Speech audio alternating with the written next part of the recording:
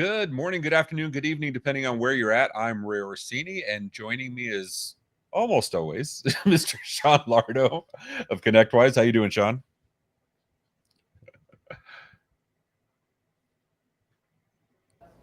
I just pulled a you. I'm muted. I'm doing great. Yeah, I was gonna say. Thank I you. was like, you were I'm pulling me. emulating. I got excited when I grew up. I want to be just like you. So no, I'm doing fantastic. I had to work remote from a coffee shop today because I have construction happening at my home, and so I will be muting myself off and on because also as construction's happening, my Bluetooth with the noise canceling is broke. So therefore, it is a day of days. Oh, so we're gonna go ahead and get you. We'll do a GoFundMe for your noise canceling headphones. We can't have you without those, dude. So I would appreciate that. You're so good to me. Thank yeah, you so you know, much. I mean, I'm not getting you a hat, but I'll get you the. I'll wear the hat too. Don't. All right, all Um, right, all right.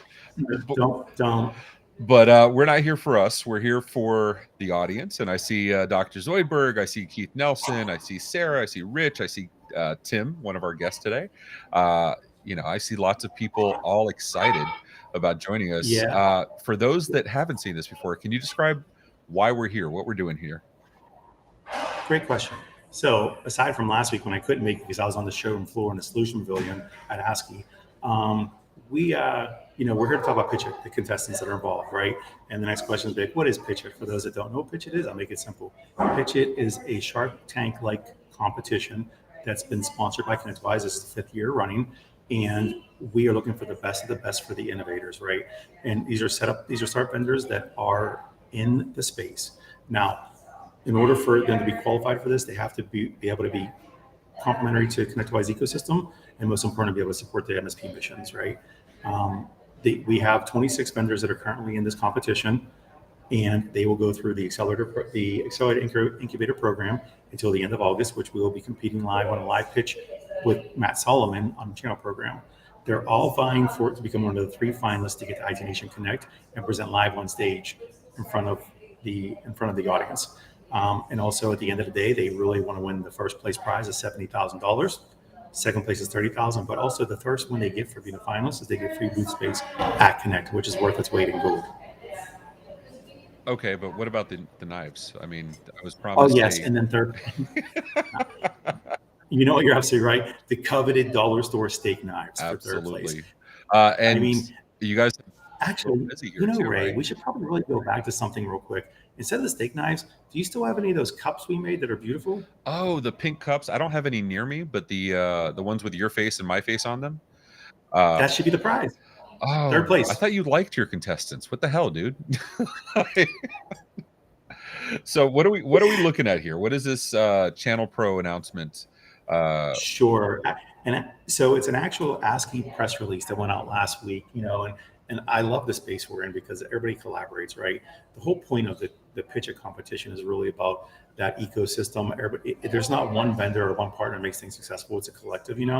And ASCII was gracious enough when I approached them late last year, early this year, and said, "Hey, we have all these startup vendors, and they're bootstrapped and they're in PitchIT. How can you help them because they need to get exposure, they need to get in front of all the partners." So Jerry and Jesse and team and all they agreed to creating new inventory with very high exposure at a reasonable rate that's like a bootstrap emerging vendor rate. And since then we've literally had about 6 of the vendors from last year's class and a couple from this year's class that have actually sponsored uh, approximately 8 of the events between them all collectively. And they get a lot of exposure. We get, and Jerry and team have actually let us get on stage to talk about these vendors because as well as I do, you've been a startup several times now. It's difficult to get out there and have the bet and have smart investments in where you should be. yeah. So we did a collaboration with them. They supported 150%. We've had great success from it and great results. That's awesome. And what we're doing here is we're showcasing those same vendors. And what we're doing is every week we're going to bring on 2 people. There you go, Sean. Tim says he's out of the running. He just needs your love. So You know, I really, you know what? I agree. That's all people need is my love. all right, and that's the show, everybody. Have take care. No, I'm kidding. So whatchamacallit? So we are gonna have the 2 guests come on, and we'd like to showcase them 10 minutes at a time, each one. This is recorded, YouTube, LinkedIn, Facebook. You can go back and watch if you have to step away. It's the middle of the workday. We get it. But we do appreciate the support. At the end, we're gonna do a 30-second pitch off where you're going to get to vote for who the winner is. But for now, Sean, what do you say we actually invite our first guest, who's goes by Goldeneye, maybe? He's no stranger, right? He's no stranger to the space, right? He's everywhere somehow. I don't even know if he sleeps even at this point either, because he's on every social piece there is. He's on interviews everywhere else. He hosts his own live stream stuff too, which is, I don't get it. And he runs his own company, so Yeah. pretty impressive. But yeah, let's bring our first guest today is, like I said, Goldeneye, Tim Golden from Compliance Risk. Let's get him on. What's up, Tim? Hey, Sean. Hey, Ray. Thanks for having me. And you know what? You're right, Ray. Like, the only thing that I need to win from PitchIT is the bobblehead of Sean Lardo. So I have one. And we're good. So true story. We tried making one. They realized the head was so big it kept falling over. So they're having apparently NASA, JPL, and Boeing are putting together space age metals that are going to be strong enough to create the coils needed for his bobblehead. So, well, as long as those things are compliant, I mean, we should be able to make that happen, right? So let's talk compliance. So.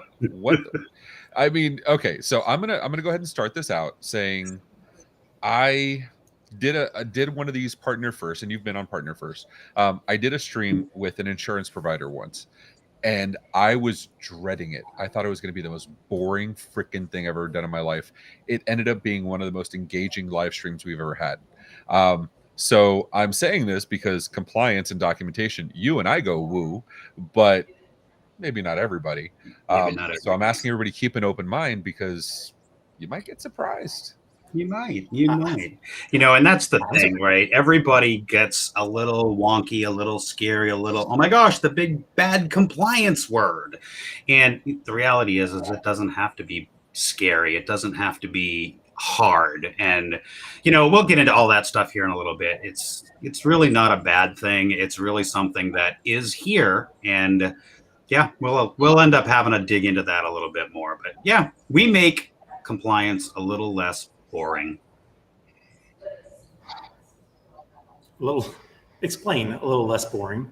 Yeah. So, all right, let's just compliance, remember? Yeah, let's just back up a little bit, right? We know the FTC safeguard stuff just came out. We've been hearing the rumblings of the CMMC stuff forever, right? But let's just even break it down to the smallest common denominator, right? We do compliance work, right? We have employee handbooks, right? We probably have acceptable use policies. We do that kind of work in other areas of our business as an MSP, and our clients do that work in their businesses, right? And so we don't have to get bogged down into the intricacies of the, like, oh my gosh, what does this control? Yes, I mean, we do have to understand the controls. We do have to understand the overarching principles, right? Mm-hmm. But us techs, us MSPs, like, we're, ones and zeros, geeks, bits and bytes, and we tend to get into the weeds of all of that. Like, give me a tool to check the box. Yeah, that's not going to fly anymore in the world that we're facing in compliance at the moment.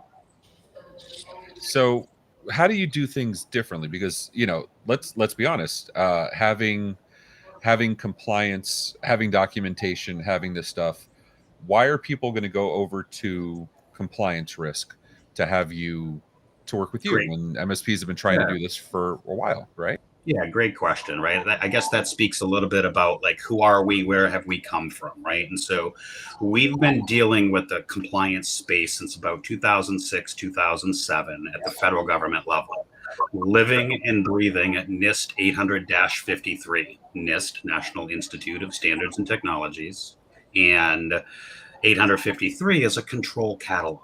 You might have heard of things like FedRAMP, for example.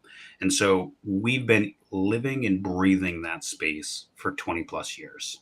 And as we started to get more involved in the MSP community, which we love, by the way, we've just recognized how much MSPs struggled with this compliance, with this documentation, with the pieces to kind of shift left and get prepared and be ready for when boom happens, right? We hear this all the time. Documented, repeatable processes. I guarantee you have an onboarding process. I guarantee you probably have an offboarding process. It's taking that same thing and applying it to your cybersecurity. What separates us is we've figured out the secret sauce to become the first governance as a service platform specifically dedicated for MSPs. So I like to do this thing where I look at Sean and he's my gauge for is this interesting or not. Like he's I you're unmuted, dude. You can talk. Yeah, well, I'm waiting. So yeah, obviously it's compliance, it's boring, right? However, it's and Ray and I, when we worked together, this was like something he stressed was documentation, compliance, and keeping things in order, right? So again, being an avid salesperson for years, I understand that when you have to be very, you have to set the expectation up front, be very transparent. So I feel like compliance is supportive in that way. But again, most people are going to be like, oh, it's compliance. So you said you make it fun and exciting. So how do you make it fun and exciting, Tim? So we make it fun and exciting by thinking of it as the referee in the cybersecurity space, right? If we think of the sports analogy, right, we have the refs on the guidelines, on the sidelines, understanding what the rules are, being able to make sure that we're following those rules, enforcing those rules, and having a process in place for those rules. So when we take the sports analogy and we think compliance is just really the referee of our cybersecurity initiatives, of our CIS, our NIST, our Essential 8, our HIPAA. It's really just having that referee to be able to ensure of, measuring our success around adhering to cybersecurity stuff. We make it fun by optimizing that whole process. So what do you say, Sean? We get one of these questions from the chat here. I see Dr. Zoidberg, and you got Tim. You got the other Tim Shore saying hello, Team Tim. But we have Dr. Zoidberg saying, my biggest challenge with managed compliance was understanding all the forms and being able to have B2B conversations with clients. I could fill out a checklist, but really understanding the why. We love the why conversation, right? Because that's where it all starts. And that's where we started at Compliance Risk, was building a compliance focused peer group specifically for MSPs to help them understand the why, so that they in turn can explain that why to their clients, right? For years, as Dr. Z pointed out, it's been a checkbox exercise. Do you, don't you, do you, don't you? And that is changing as, cybersecurity threats change as well. And so we take to heart the ability to train you all around the why conversation during our weekly peer group meetings. And the key of that is, if we can help you understand the why, you can explain the why to your clients, which ultimately leads to, I hate to say more MRR, but ultimately leads to more secure and defensibility in your business and in your client's business. You're muted. You're muted, but I got you. I have a question to follow up on that. So again, though, yeah, we want to know about the why, but the checklist itself is important when you're trying to get stuff done quickly, right? And we know that people react faster to that, to just say, do this, do this, do this, right? So in that, are you always updating the checklist for us? Is it something we have to do? How does that work? Yeah. So the thing about compliance, really where we started with the documentation, depends on the framework, right? Every compliance guy is going to use the word "it depends," right? So part of what we do is making sure that we're always up to date as Compliance Risk with the shifting industries like FTC. We've been talking about that for, close to a year now. And here we are, MSPs are struggling to roll out an FTC program for probably most of their clients it's applicable to. And that starts with documentation. We have an FTC policy pack available to our clients to be able to start rolling out that documentation. We're always on top of that, always building out our own knowledge of what's to come and what's here today. So let me ask you a question then. This sounds like a lot of difficult stuff. And one of the things we've talked about in the past is that you can give a lot of documents, a lot of policies, and all the tools. And as we've seen, I mean, Sean, this is a running thing, right? With ConnectWise, you get Automate, and I was one of those MSPs. I apologize, but you get Automate or Lab Tech in my days, and you're like, yeah, it's my remote control tool, and I use it for Screen Connect, and that's it. And so, because the MSP in the beginning, it's so much, you get inundated. How do you have professional services? How do you help the MSPs so it's not just a giant ocean and they drown, right? Like, how do you help them get through that? Certainly. So let's just pick on cyber liability insurance, because everybody knows about that as the problem in the industry. Insurance companies are asking for an incident response plan, disaster recovery, security. They're asking for these things. We worked with Fifth Wall to build out a specific industry MSP incident response plan.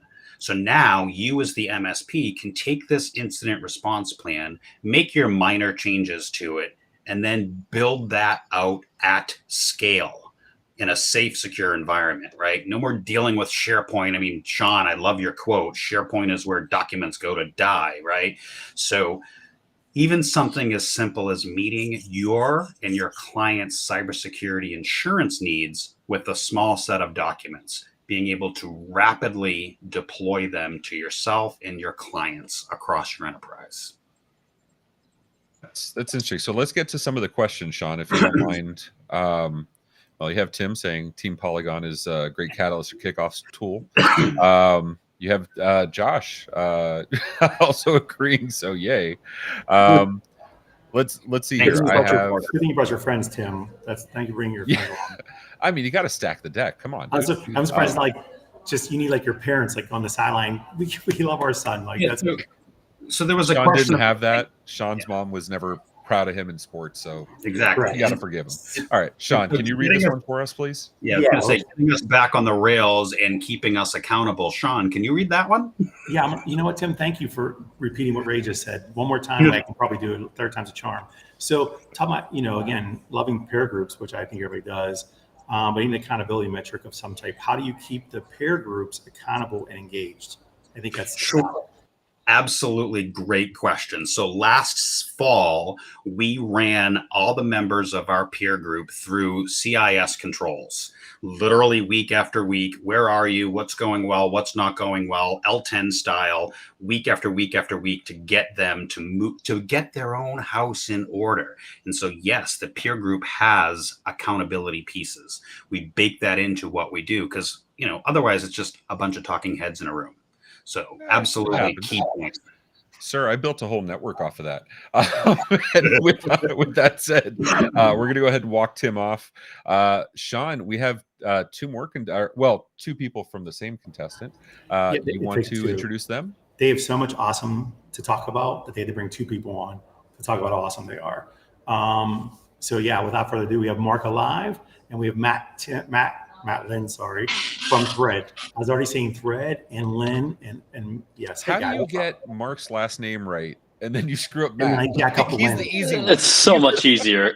I jack up Lynn. I'm like, you know what? Let's take the easy thing and let's just destroy it. So what's up, gentlemen? How you doing? Doing great. Good. I'm not going to take that one personally, Sean, but Matt, you know what? Don't worry. I'll make it up to you somewhere, some way. I don't know how. We'll get there. The next one. Yeah. I'm here for you, though. There you go. So, enough about me. Let's talk about you guys, please. For the love of God, stop talking about me. Tell us about a Thread. Tell us about what you have going on there. Yeah. Go for it. Yeah. So we help you differentiate on service experience. We built the first thing that everyone hates. If anyone has ever gotten messaged by a Microsoft Teams customer pinging you directly, you know how all of your service just breaks down. You're doing your work and all of a sudden you have this request, an account management request, a service request. And so what we do is we build these incredible bots that you can deploy into your customers' Teams or Slack. And finally, your customers can behave, but still get the experience that they want. So, and one big thing about Matt and I shared an office back when people used to be at the office. We've worked 20 years at an MSP collectively, 10 10 years each. And we felt this pain. It was such a big problem of customers just skipping the line, skipping the queue, not using our normal service channels. And we realized we needed to build something for it. And here we are. So Yeah. go ahead, dude. Go ahead. I was going to say, big concept is service experience, right? We think through the lens of the end user on both sides, customer experience and the employee experience of the MSP. Uniting the two is service experience, and so that's how and why we help MSPs differentiate on service. I think so. I'm going to come from my perspective, and it's funny because when I first started working with Ray, I was so accustomed to using email and phone calls and text, right? And Ray was like, "You got to be in Teams." I'm like, "Dude, Slack then." And I was like, "No, I don't have time. I'm not looking at it. I understand the use around it, right?" And that's because when you're working from platform to platform to platform, you stick to what you know best first, and because you're trying to be as effective and as quick as you can for everything, right? So, and believe me, Ray yelled at me like every day, and then I start using Slack, and then he's like, "Oh, now we're switching to Teams." I'm like, "Are you kidding me? What the, like seriously? you did all this, right?" And so, Absolutely. yeah, I mean, like seriously brawls about it. But the reason why I'm bringing it up is because something I find of huge, immense value from this is being able to put it all in one place and work out of these platforms, right? Because now I do live and die in Teams. So talk about that a little. Go ahead. What do you want to say, Ray? I know he says something smart. No, I was going to say no. Well, part of it is, it's very hard to take anything seriously when I'm looking at this that Sean said. Aww. Me and Bobby together. That was That's last our head of growth, week. everyone. I think it's somebody made a line of that's a picture of a person going back in time to hug his younger self, kind of thing. I can see the resemblance. No, so what I was going to say was, yes, that was a horrible, horrible time because I absolutely missed Slack. And we had a tool back in the day when we were manage users going from Slack to manage, and that worked well. And then when we went to Teams, I hadn't thought about that, and we were SOL.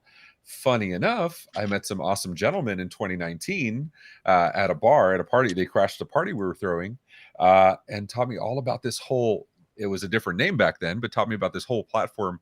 And I'm like, hell yeah. And we did it. And it actually helped us engage with teams despite all the Slack whining that I was also doing myself. So Slack whining, that has to be the new hashtag that comes out of this meeting. I want to see those shirts. I want to see the thread shirts at ITNC. When you guys are on stage, I want to see Slack whining. There you go. Yeah, actually, right. Oh, go ahead, Matt. I was going to say, we built a light front end back in the day for Teams called Slackify Me on the web. You hit a toggle and it presented it like Slack. See, I would have loved that. Could you also make Teams fast and useful and not have horrible white space issues? I'm going to jump to some questions now for you guys that people will probably have, which is if they're using you guys as that chat and they're using it for the tech team, let's just say for tickets and whatnot, how's that flow look, and does it communicate back into ConnectWise one way, shape, or form? Because duplicating documentation sucks and nobody wants to do it. That's the beauty, right? And our big slogan last year at IT Nation was death to the ticket. The ticket is automated. We write everything back into it from the conversation. As soon as the technician responds, well, obviously you're working on it. So let's just assign you to it. Let's start a time entry. And so we have this incredible bidirectional sync today with ConnectWise, and we run everything back into it. Time entries are gorgeous. We have a service copilot that writes your time entries based on the conversation you just had. We have auto prioritization that reads the message and tries to figure out what's the priority of it and sets the priority. Auto categorization is coming out, so we can figure out your type, subtype, and item. So the beauty is not only do we write back to the PSA, but we also write to the PSA the things that you hate to write, like time entries, priorities, and type, subtype, and item. Well, and you guys had this really cool demo. What was it, like 2 months ago? You did the video where it was taking all the data from the conversations in the chat, in the ticket, and then putting it into a meaningful bullet point. This is the synopsis of it, and I thought that was really cool because it's a constant battle. Sean, you want to bring up this question from Dr. Zoidberg? Says, I can buy the chat module from ConnectWise directly. How would I use Thread alongside or instead of chat? Why is it better than chat? Whew. Yeah, please Why does elaborate on ConnectWise that. suck? No, that's not the question. Okay, No. ConnectWise itself. You have Automate, you have CWRMM, there's multiple options for how it, however people want to take use of the tools. Mhm. What's the use case for Thread versus chat? Yeah, and I think the beauty of our solution is that we marry the conversation and the content from integrated platforms into one unified, ordered in time medium, which is the thread. And so what I mean by that is, for instance, we not only integrate with Manage, we also integrate with Automate and Control and Auvik, other platforms as well, Autotask, Cloud Radial, and we're able to pull that content into the conversation for the tech, whereby it accelerates their ability to deliver service. Yeah, I So love you're that answer. complimentary? So you're complementary to the chat, is what you're saying for ConnectWise. You're complementary to the whole offering, right? And you're just a great value add partner. That's right. I have a good answer. I think that the ConnectWise chat product is a good way to get started. It offers you a web-based version of it, but what we've learned, and we try to launch a web-based chat as well, is that people don't want to go onto a website to chat because they don't, the end customer doesn't necessarily remember the domain name of their IT service provider. Only the IT service manager does. So I would say the biggest differentiator, how I would think about it is, hey, if you want to be in your customer's Teams environment or in your customer's Slack environment, then we offer that. Chat, I think it's called Chat Assist, right, Sean? The ConnectWise product? Yeah, I believe it is. But Yeah. let me ask you a question. So there's a question here, and I'll bring it up at the same time as I'm bringing up this, is that, you have comments like people like Keith saying they don't find ticketing, or they don't find written conversations as good as, I hope by belly to belly you're not like hugging people bare chested, but I'm assuming that's a press of flesh kind of thing in person or on a phone call. I personally don't feel that way. What's your guys' take on it? There's a time and place for everything. I think a phone call is really important if you have a P1 outage where they can't access things and they need to hear a human voice. But the reality is, in order to run a successful, profitable MSP business, you need to be able to deliver excellent service at a great cost. And you can't do that by phone. I was director of service delivery for this MSP. We had multiple service desks, and it's simply not possible to scale phone in the way that we need to. And on the flip side, how many of you all use chat to talk to Amazon, Uber, any one of your, Time Warner, because it's so much easier. Like, if it's not a big deal, it's much easier to just take it offline, go asynchronous chat, and get it solved. And so we're helping you to unlock that value. So you're right. Phone calls and belly to belly are important when it's necessary. Yeah, and I don't disagree at all. As we're wrapping up, I know you had the Microsoft customer story. We'll absolutely do that on the back 10 because I definitely want to share that. But I will say the one thing that's much more difficult with a phone call, and especially more difficult in person, how do you document all that, right? How do you get that back into the ticket? And like Zoidberg said, if it's not in ConnectWise, it didn't happen. All right, gentlemen, we're going to talk you off for a second. Sean and I will talk about you behind your backs while it's live on stream, and then we'll bring you back for the 30-second pitch. Thanks so much for coming on, guys. Just hold tight. Sean, how are these gentlemen doing so far? Very well. Compliance is hard. I think that, and also, as you can tell from the questions in the chat, there's a lot of loose ends in conversation, right? I mean, obviously, this is a more in-depth, both products are more in-depth conversations. So even like using Keith as an example, when he said belly to belly, talking to people, and something Mark had mentioned even is about to be more effective, you have to do these things. He's not wrong, but I think it's to each his own in the way they approach their business. You have a difference between boutique and retail, right? Or transactional. And I think that's how you have to sort of look at this. Chat is great for a lot of people.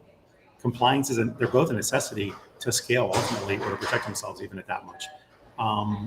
But Yeah, I agree. You 100%. know, I mean, we've done it. So I think I'm curious to see how they do with their pitch. Let's be honest. And that's and that's why I like doing the long form first, because I think we may be setting them up for a curveball because they're so used to the 10 minutes of talking about it themselves, and now they got to do it in 30 seconds. Doesn't matter. So doesn't matter. it You, doesn't. you know this, when you're working and you're trying to get business, you only have that moment. Absolutely. So we're going to take you're going to be voting. This is the link, go.mspmedia.tv/pitchit2023. Do not vote until they're done with both pitches. So I'm going to take it back off so you don't see it and pretend you can't rewind on YouTube. So let's bring Matt, Mark, and Tim back on. Tim, since you went first, you're going to be going first. That timer is on the screen for you, and when you see it started, let's do this. I think it looks a little better. When that timer starts, you go. Are you ready, sir? Ready. Then go. So Polygon is the only governance as a service platform built by MSPs for MSPs to help you bring documentation and compliance at scale for you and your clients. All I need is 15 seconds. Wow. Are we just going to are we going to sit here quietly for 11 seconds or what are we doing here? It's amazing. No, the ability to bring documentation to you and your clients is all I need to say. No, your 15 seconds are done, dude. I was muted, by the way, so that's why I was. Yeah. Don't worry, I got you. I got you, Ray. So I appreciate you, Boo. All right. I'm going to be quiet. So 15 seconds. That's a baller move, but do you think that can pay off, Sean? Do you think is this within the ConnectWise teachings in the PitchIT training stuff? So first, we always suggest you take the full amount of time that you have to make sure your message is completely precise. Question is, say exactly what you said again, Tim. What's your pitch again? My pitch? Yeah, say it again. Polygon is the only governance as a service platform that brings compliance and documentation to you and your clients at scale. Good. All right. I agree with you. All right. And we said Mark is going for thread. Is that correct? That's right. All right. Mark, how you feeling, dude? You think you got this? Oh, feeling great. I mean, 15 seconds can you beat? I feel like it's like name I'm that tune in 15 seconds. Now I don't want to, There you go. I'm trying to last long. Not good. You know the deal. When the timer starts, you go. And 3, 2, 1, it's yours. Awesome. So we help MSPs differentiate on service experience and win more customers. We were co-founded by folks worked in an MSP with 20 years of experience, and we figured out the problem. It's tickets. Customers are tired of waiting on hold and waiting for responses. We give you the tools to collaborate with them where they are and text where they are. So whether they're in the PSA or otherwise, they can respond. And we also have a lot of AI. a lot of AI. I love how you. That's second and a half to go. Not I just bad cut. at I all. cut half Yeah, my pitch. no, you It was did like good. a lot of AI. There you go. Matt, how do you think Mark did, man? Always well. Always well. Very good. It's Eminem. Sean, you're the coach here, man. You're the guy. You're the what did we call you? The Imperial Grandmaster of. It depends on which week whatever. it is. You come up with different names all the time. I don't know if that really lends credibility or absolute, I don't know, ignorance. But I will say this, like, yeah, you had to cut off part of your stuff, Mark. You obviously can't do that. You got to make sure you can fit 30 seconds in the value add piece. So what problem do you really solve for? Now, we can talk about 10 different things you solve for ultimately, right? But at the end of the day, you solve for what? Simplicity and communications and how Meeting customers where they are. That's it. That's it, baby. Right, a streamlined way of doing things for simplistic communications that also are part of the efforts in documentation with tech support or even sales. We can even talk about really, right? I mean, anything, but think about that. So, because the problem you solve though is that simplicity of communication, omnichannel presence. So great feedback, Sean. There you go. So we have the link below. We'll give a few minutes for people to come in and vote. If you win, get nothing. You get bragging rights for the next week. You know what I mean? We run streamers. Yeah, we got a picture with Sean, like Bobby did. I mean, that's Aw. I'm down, dude. Professional headshots That's all day special long. picture. He was being so good. He was trying to do a professional headshot. He walked over to get it. I just walked over and I hugged him. I was like, "This is what these moments for." And he just went with it. I was like, "He's like, you're That's right." awesome. Bobby's That's amazing. He deserves all the credit in the world for literally tolerating that. The photographer was looking at us like, "Do you really want me to take this picture?" I was like, "Yes." Yeah. We So- said Take Pat two. Leave is next. All right. So Sean, I'll have a hat for you at Connect, so you can cover up that head for you. What do you mean? I don't want to cut. This is beautiful. This is a. I know, but the glare in Florida sun's gonna kill me. I'll be indoors. We're fine, and I'll just put some powder on. Perfect. all right. So why don't we get some questions while we're waiting for the results to come in? So we have actually, why don't we take the chance real quick, Matt and Mark? We had that Microsoft story that you guys wanted to discuss. What is that? Yeah, this, we all sell Microsoft, and for us, it's a huge vendor. So when we started on this, there was no ChatGPT out in the public, everyone going crazy in January. We started in May of last year and started, all right, well, let's start working on it. We used our Microsoft relationship to try to do it. They said, use Azure OpenAI. It's more secure. We'll never retrain on your data. We're like, all right, fuck it. Let's go. Let's get after it. And so we ended up building something that we launched at IT Nation. Go ConnectWise. Thank you for IT Nation. And Microsoft loved it because one thing that I want to say is Microsoft loves AI with their $10 billion investment in OpenAI, and they love MSPs. So it's been really great. No, it's hilarious. Dr. Zoidberg. It was just a really great fit for them because we're in Microsoft Teams. We have over 1,000 customer teams integrated. We're summarizing those conversations and we're using their OpenAI. So this has been a great journey for us. We did get invited to their Build conference in Seattle as well. So, we all try to impress our overlord, Microsoft. You got to do it. All right, it's time. It's time for the results. Tim, you think you won or what? I think I have a pretty good darn shot. So yeah. Okay, Mark. Yeah, we did. Because I want the bobblehead. Well, it looks like. Oh, Wow. Go, Tim. Wow. Good job. Like Does the that tell you how many people voted?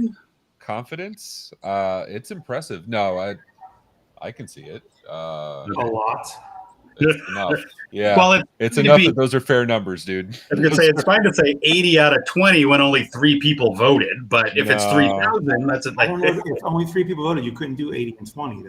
I don't know if you're aware of that. I mean, I don't know. That's Yeah. awesome. Nicely Math. done, Tim.